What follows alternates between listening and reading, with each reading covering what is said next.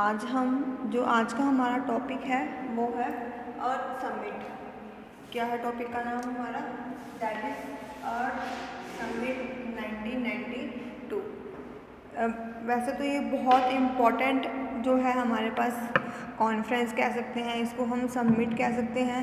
Different name से हम इसको इंडिकेट करते हैं, रियो डिक्लेरेशन के नाम से हम इसको बोल सकते हैं। तो ये एक जो है ये UNCED की बहुत इम्पॉर्टेंट कॉन्फ्रेंस थी, किसके ऊपर?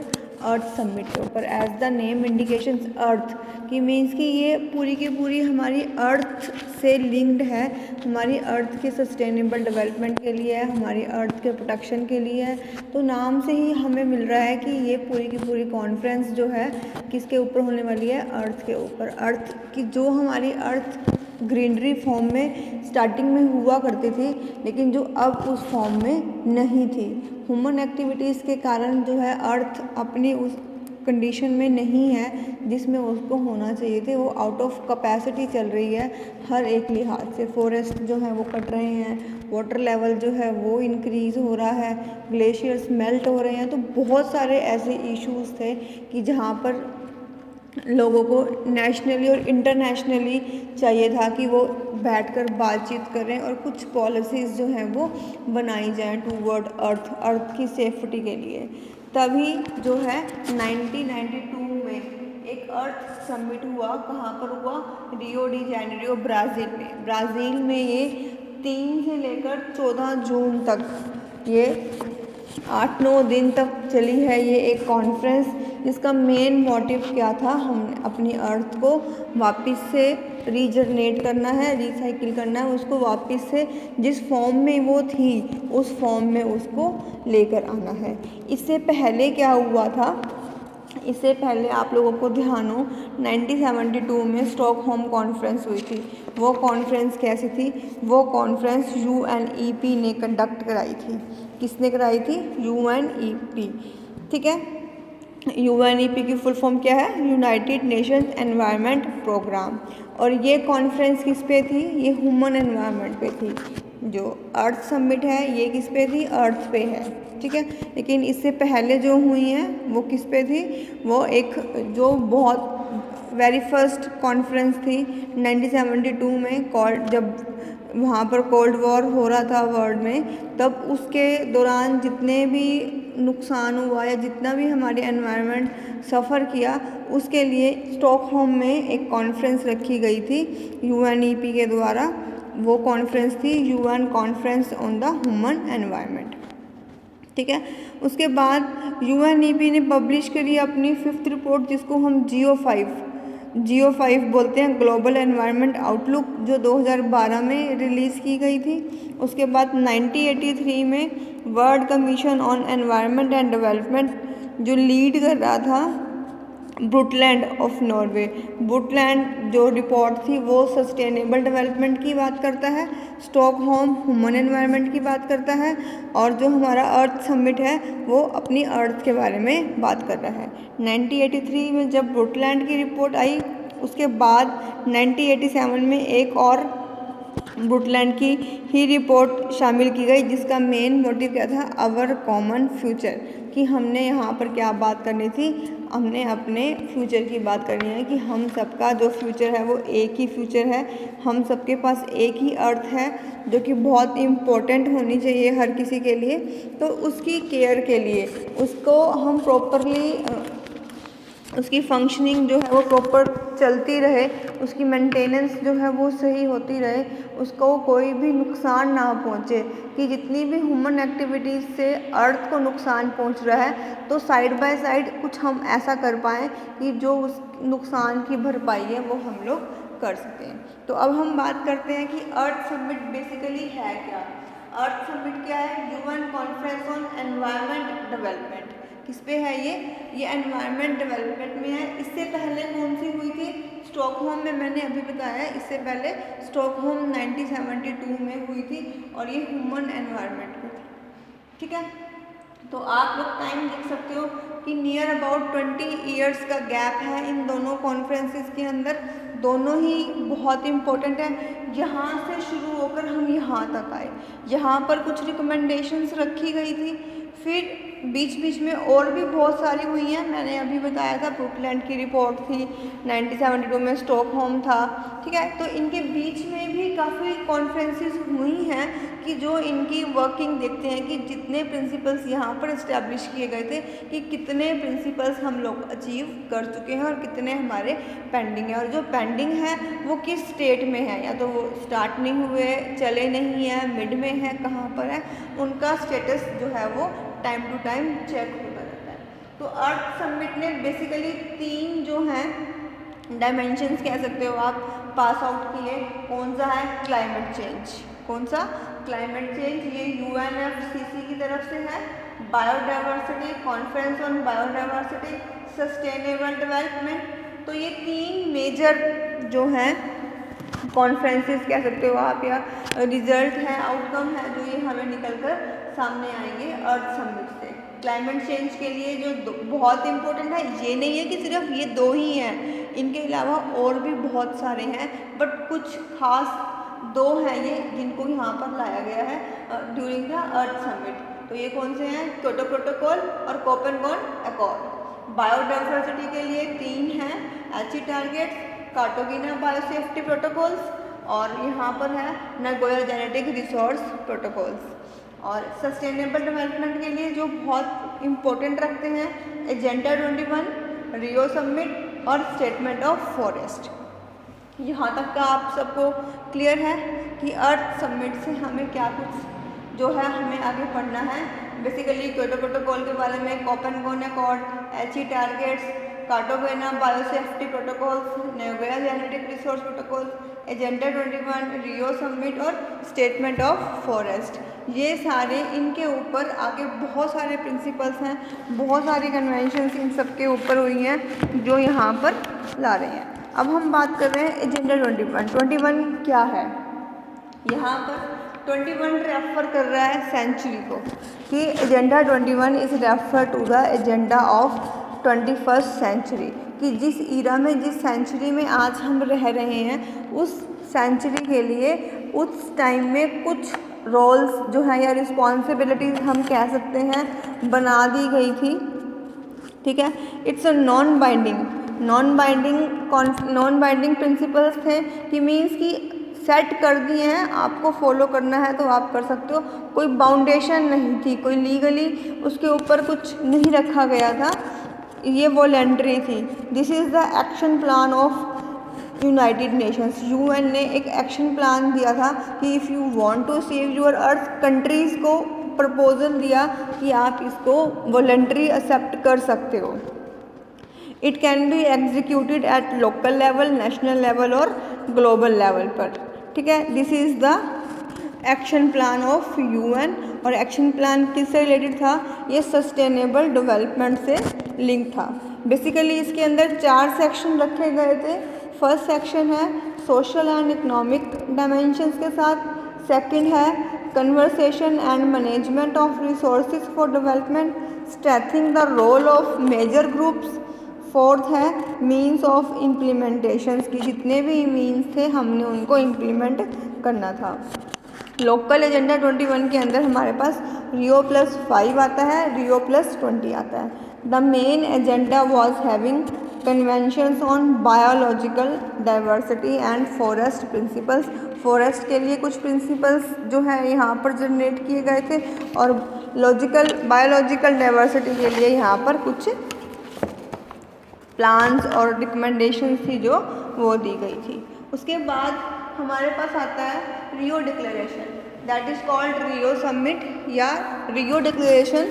आपको बता दें कि इसका नाम रियो क्यों रखा गया, क्योंकि ये रियो डी जेनेरियो ब्राज़ील का एक प्लेस है, ये यहाँ पर कंडक्ट की गई थी। मोस्ट ऑफ दी जो प्रोटोकॉल्स या कॉन्फ्रेंसेस हैं उनको उनके प्लेस के नाम से ही दिया जाता है। जैसे क्योटो प्रोटोकॉल है, क्योटो में हुई थी। पेरिस एग्रीमेंट है, वो पेरिस में कंडक्ट हुआ, ठीक है। स्टॉकहोम कॉन्फ्रेंस है, ये स्टॉकहोम में हुई है। ब्रुटलैंड की रिपोर्ट है, वो ब्रुटलैंड में है। इसीलिए ये रियो डिक्लेरेशन इसको हम क्यों बोलते हैं, क्योंकि ये कहाँ पर कंडक्ट हुई थी, ये हेल्ड हुई थी रियो डी जेनेरियो के अंदर। इसके अंदर 27 प्रिंसिपल्स रखे गए हैं और इसके अंदर 3rd जनरेशन के राइट्स भी यहाँ पर गिवन है। रियो के अंदर रियो 5 हम पढ़ चुके हैं, रियो 10 और रियो 20। रियो 10 इसको हम क्यों बोलते हैं, क्योंकि ये 1992 के 10 ईयर के बाद आई है, ये आफ्टर 10 ईयर आई है, that's why we called it Rio plus 10। और इसके 20 ईयर के बाद आएगी तो इसको हम बोलते हैं रियो प्लस 20। कि 10 ईयर के बाद कि 10 ईयर तक हम लोगों ने देखा कि कितनी जितने भी स्कीम्स थी, कितनी स्कीम्स पास हुई हैं, क्या उनका आउटकम रहा है। ठीक है, तो यहाँ पर 20 इयर्स के गैप के बाद हमने यहाँ पर पॉवर्टी रिडक्शन है, क्लीन एनर्जी है, सस्टेनेबल डेवलपमेंट है। सस्टेनेबल डेवलपमेंट के अंदर 7 एरियाज़ प्रायोरिटी एरियाज़ रखे हुए थे। सबसे पहला जॉब है, एनर्जी है, सिटीज़ है, फूड है, वाटर है, ओशियन एंड डिजास्टर्स है। जो रियो 20 का था उसके अंदर जो एक रिपोर्ट 49 पेजेस की रिपोर्ट सबमिट की गई थी, उसका मेन एम था फ्यूचर वी वांट, कि हमारा फ्यूचर कैसा हो। हमने उस फ्यूचर की कल्पना करते हुए जितने भी प्रिंसिपल्स या कितने भी डिक्लेरेशंस थी वो वहाँ पर सबमिट की गई हैं। और टाइम टू टाइम ये नहीं है कि उनको हमने पेजेस के ऊपर डाल दिया और वो पेजेस वहीं के वहीं दबे रह जाते हैं, नहीं, उनके ऊपर टाइम टू टाइम जो है वर्क होता रहता है, उनकी चेकिंग होती रहती है, उनकी प्रोग्रेस जो है वो नोट डाउन की जाती है। उसके बाद जो मेन इम्पॉर्टेंट है वो है स्टेटमेंट ऑफ फॉरेस्ट प्रिंसिपल। ये फॉरेस्ट के लिए कौन कौन से प्रिंसिपल निकाले गए। ये सबसे पहला था ग्लोबल कॉन्सेंसस ऑफ फॉरेस्ट की हुई। Developed nation should work to green the world. जब ये समिट्स होती हैं या कॉन्फ्रेंस होती हैं, इसके अकॉर्डिंगली कंट्रीज़ की अपनी ड्यूटी लगा दी जाती है कि अगर कोई कंट्री इतनी कंजम्पशन कर रही है तो उतनी कंजम्पशन के लिए उसको उतने प्लांट लगाने बहुत ज़रूरी हैं। अगर उनकी अर्थ पे वो उनकी कंट्री में वो जगह नहीं है वो प्लांट्स ग्रो करने की, तो वो किसी और कंट्री की जो है लैंड उधार ले सकती हैं अपनी उस ग्रीनरी को डेवलप करने के लिए। उस फॉरेस्ट उतने एरिया पर लीगली बाइंडेड जब हम हो जाते हैं तो हमारी रिस्पॉन्सिबिलिटी लीगली बन जाती है कि अगर हम एक पैरामीटर से एक्स्ट्रा कंजम्पशन कर रहे हैं, पोल्यूशन जनरेट कर रहे हैं, तो उसको हील अप करने के लिए हमें उतने एरिया के अंदर हमें फॉरेस्ट डेवलप करने पड़ेंगे। This is our duty. ठीक है, और ये ड्यूटी मेनली डेवलप्ड नेशन के द्वारा ही फुलफ़िल की जाती है, क्योंकि जो फुल्ली डेवलप हो चुका है उसने अपनी जितनी भी पावर है वो यूज़ कर ली हैं अपनी, इससे ज़्यादा वो अपने एक्स्ट्रा पावर यूज़ नहीं कर सकता। तो अब उस पावर को कम करने के लिए या जो उसके साइड इफ़ेक्ट हैं उसको कम करने के लिए उसको उतने एरिया में प्लांट्स लगाने बहुत ज़रूरी हैं। इसका पूरा पैरामीटर दिया हुआ है कि अगर आप इतनी पोल्यूशन प्रोड्यूस कर रहे हो तो आपको इतने एरिया के अंदर जो है फॉरेस्ट जो है वो ग्रो करने पड़ेंगे। ठीक है, क्लियर है ये तीनों। उसके बाद आता है एजी टारगेट्स। एजी टारगेट्स के अंदर क्या है, कॉप नंबर 10 के अंदर हम इसको डिस्कस करते हैं। अब तक हमारे पास 26 कॉप हो चुकी हैं। कॉप्स का मीन है कॉन्फ्रेंस ऑफ पार्टीज की 26 हैं और जो 10 है वो एजी टारगेट है। ठीक है, इसके अंदर जो है 10 ईयर का फ्रेमवर्क दिया गया था और 2 टाइप के यहाँ पर गोल प्रोवाइड किए गए थे, एक शॉर्ट टर्म गोल और एक लॉन्ग टर्म गोल। जो शॉर्ट टर्म गोल्स हैं वो 2020 तक हमें अचीव करने हैं बायोडाइवर्सिटी में, और जो 2050 है लॉन्ग टर्म है वो हमारे पास 20 टारगेट्स जो है वो रखे गए हैं और इनको 5 सेक्शंस के अंदर डिवाइड किया गया है। ठीक है, नेक्स्ट है हमारे पास नागोया जेनेटिक रिसोर्स प्रोटोकॉल। ये 2014 के अंदर फोर्स में आया। Equitable sharing of benefit arising from use of genetic resource. Then है हमारे पास क्रिएट लीगल सडनली लीगली इसको हमने यहाँ पर बाइंड किया है। उसके बाद क्लाइमेट चेंज के लिए यहाँ पर जो है UNFCCC ने जितनी भी रिकमेंडेशन की हैं, सबसे पहला क्लाइमेट कॉन्फ्रेंस जो था वो 1979 में हुआ, जिसको हम COP1 कहते हैं, और ये बर्लिन के अंदर जो है हुआ फर्स्ट। उसके बाद क्योटो प्रोटोकॉल आया जो 1997 में अडॉप्टेड किया गया था पर कम इन फोर्स इन 2005। 97 में इसको हमने अडॉप्ट कर लिया था, लेकिन हमने चालू कब किया, इसके ऊपर काम करना कब शुरू किया, 2005 के अंदर। इसके बाद आया कोपेनहेगन एक्रोड। कोपेनहेगन एक्रोड ये 2009 के अंदर आया। उसके बाद कैकन है 2010, दोहा अमेंडमेंट 2012, उसके बाद लीमा कॉल फॉर एक्शन 2014, और उसके बाद है पेरिस एग्रीमेंट 2015। ये अलग अलग टाइम पर होने वाले कोप्स हैं, या अलग अलग टाइम पे होने वाले कॉन्फ्रेंसेस हैं जो क्लाइमेट चेंज के लिए इनिशिएटिव्स लिए गए थे। जो मेजर इनिशिएटिव्स हैं वो ये हैं। उसके बाद हम बात करते हैं कि मेनली आउटकम क्या निकल कर आया है, कि क्या इतना हमने अर्थ समिट के बारे में पढ़ा, तो मेनली फाइनली उसके अंदर से निकल कर क्या आया है, 2 तरीक़ों के हमारे पास यहाँ पर डॉक्यूमेंट आए हैं। एक आया नॉन लीगली और एक आया लीगली। नॉन लीगली का मतलब क्या है कि रिकमेंडेशंस की लिस्ट जो है वो कंट्रीज़ को, नेशंस को प्रोवाइड कर दी गई है, बट उसके पीछे कोई लीगली फ़ाइन नहीं रखा गया कि वो वॉलंटियर है, वो आपकी इच्छा के ऊपर डिपेंड करता है कि जितनी भी रिकमेंडेशंस या जितने भी सजेशंस उस रिपोर्ट के अंदर हैं, आप चाहो तो उन सबको फॉलो कर सकते हो, आप चाहो तो उनको फॉलो नहीं कर सकते। वो नॉन लीगली है। It's depend on the choice of the nation, कि नेशन की चॉइस के ऊपर डिपेंड करता है कि वो उसको फॉलो करता है या नहीं करता। इसके अंदर है रियो डिक्लेरेशन, एजेंडा 21 और फॉरेस्ट प्रिंसिपल्स। उसके बाद लीगली आ रहे हैं, लीगली है कॉन्फ्रेंस ऑन बायोडाइवर्सिटी, फिर human framework for climate change, उसके बाद है UNCCD, United Nation conventions to combat desertification. ये जो 3 मेन हैं, ये कौन से हैं, these are the legal binded declarations हैं जो अर्थ समिट के अंदर हमें दिए गए हैं। उसके बाद हम बात करते हैं कि कौन कौन से इश्यूज हैं जो इंक्लूड किए गए हैं अर्थ समिट के अंदर। इश्यूज हैं systematic scrutiny of patterns of production, कि प्रोडक्शन के जितनी भी पैटर्न्स हैं उन सबको फॉलो करना है। Particularly the production of toxic component such as lead in gasoline, poisonous waste including radio active chemicals, कि जब भी हम इनमें डील करेंगे तब हमें कुछ ना कुछ प्रोटोकॉल्स का या कुछ ना कुछ हमें यहाँ पर कुछ पैरामीटर दे रखा है, मापदंड दे रखा है, जिसका हमें फॉलो करना हमारे लिए बहुत ज़रूरी है। अगर कोई नेशन इन प्रोटोकॉल्स को या इन मापदंड को पूरा करने में फेल होता है तो उसके ऊपर हैवी फाइन भी रखा जाता है, और कई बार तो उनको पनिशमेंट के रूप में जो ये कॉन्फ्रेंस होती है उनका पार्ट भी नहीं बनाया जाता। उसके बाद है हमारे पास अल्टरनेटिव सोर्सेज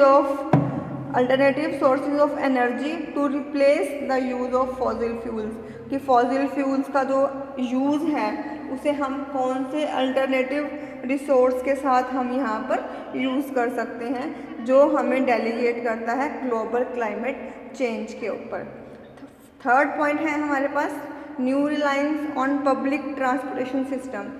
यहाँ पर अब हम बात कर रहे हैं कि हमें ट्रांसपोर्टेशन सिस्टम को चेंज करने की बहुत ज़्यादा ज़रूरत है, क्योंकि कुछ टाइम पहले तक क्या था कि हम सिर्फ एक पेट्रोल या डीजल जो हमारे पास नेचुरल रिसोर्सेज थे हम सिर्फ उनको ही यूज़ कर रहे थे, लेकिन आप आज देखते हो कि हमने उनका अल्टरनेटिव भी जो है वो सर्च कर लिया है। CNGs आ गए हैं, अब इलेक्ट्रिक का जो बहुत ट्रेंड है, इनसे क्या होगा कि एक तो नेचुरल रिसोर्सेज हैं उनकी खपत थोड़ी सी कम होगी, क्योंकि रिसोर्सेज जो हैं वो लिमिटेड हैं, उनको हम और जनरेट नहीं कर सकते, इसीलिए हमें उनका अल्टरनेट जो है वो सर्च करना था। The growing uses and limited supply of water, कि पानी जो है वो बहुत लिमिटेड सोर्स के साथ हमारे पास है, तो हमने उसको कैसे यूज़ करना है, ये सारी डिक्लेरेशन जो है वो अर्थ समिट ने हमें दी है। होप कि इतना आपको समझ में आ गया होगा। एक और मेन बात कंक्लूजन के रूप में मैं आपको बता दूं कि अब तक कितने अर्थ समिट जो है हम डिस्कस कर चुके हैं। हम लोग 3 अर्थ समिट जो है वो डिस्कस कर चुके हैं। कितने हैं? अर्थ समिट 1992, 2002 और 2012। इसको हम रियो का भी नाम दे सकते हैं, इसको हम बोलते हैं Rio plus 10। This is the another name, और ये रियो प्लस 20, ये ईयर हो गए और ये इनका अनदर नेम हो गया। जो अर्थ समिट 1992 है वो रियो डी जेनेरियो में हुई है। जो रियो प्लस 10 है ये जोहान्सबर्ग साउथ अफ्रीका में कंडक्ट हुई है, और इसका मेन जो था वो सस्टेनेबल डेवलपमेंट पे था। और जो थर्ड है रियो 20, ये जो है ये भी ब्राज़ील में हुई है, और इसका है UN conference on sustainable development, UNCSD। ठीक है, तो these are the main summits या कॉन्फ्रेंसेस। जो प्रोटोकॉल है वो हमारे पास COP नंबर 3 में है, पेरिस एग्रीमेंट वो COP 15 में है। अभी हमने COP 1 की बात की थी जो बर्लिन में हुई थी। इस तरीके से अभी तक जो टोटल COP 26 जो हैं वो कंडक्ट कराई जा चुकी हैं, जो कि डिफरेंट एग्ज़ाम में वो आपके सामने भी आती हैं। होप कि ये अर्थ समिट आप सबको समझ में आ गई होगी। Thank you.